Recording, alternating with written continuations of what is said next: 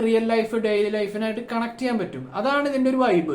നമ്മുടെ സാധാരണ അല്ലെങ്കിൽ ഇങ്ങനത്തെ ലൈഫിനോട് കണക്ട് ചെയ്യാൻ പറ്റുന്ന ഒരു കൂട്ടം ചെറുപ്പക്കാരുടെ എല്ലാം അടങ്ങുന്ന തമാശയും സങ്കടവും ചിരിയും എല്ലാം അടങ്ങുന്ന ഒരു പാക്കേജ്. അതാണ് വാഴ 2.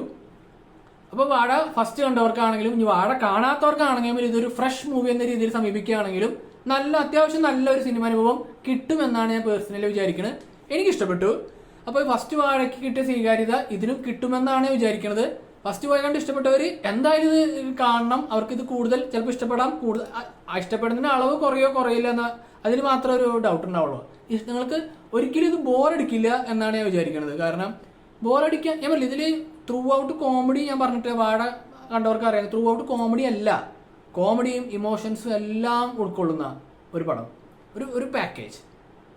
ചെറുപ്പക്കാരായിട്ടാണെങ്കിലും ഫ്രണ്ട്സ് ആയിട്ടാണെങ്കിലും ഫാമിലി ആയിട്ടാണെങ്കിലും തിയേറ്ററിൽ പോയിട്ട് നല്ല ഒരു 2.5 മണിക്കൂർ തിയേറ്ററിൽ വെൽ സ്പെൻഡ് ആയിട്ട് വന്നു കിട്ടുന്ന ഒരു അനുഭവം കിട്ടുന്ന, ഒരു നല്ല സിനിമ കണ്ട അനുഭവം കിട്ടുന്ന ഒരു പടം. അപ്പോൾ നിങ്ങൾ തിയേറ്ററിൽ പോവുക, ഈ പടം കാണുക, നിങ്ങളുടെ അഭിപ്രായം എന്ത് തന്നെയായാലും എന്നെ കമന്റ് സെക്ഷനിൽ പങ്കുവയ്ക്കുക. ഇപ്പോൾ വീഡിയോ ഇഷ്ടപ്പെട്ടെങ്കിൽ എൻ്റെ ചാനൽ സബ്സ്ക്രൈബ് ചെയ്യുക, ലൈക്ക് അടിക്കുക, കമന്റ് അടിക്കുക, ഷെയർ ചെയ്യുക.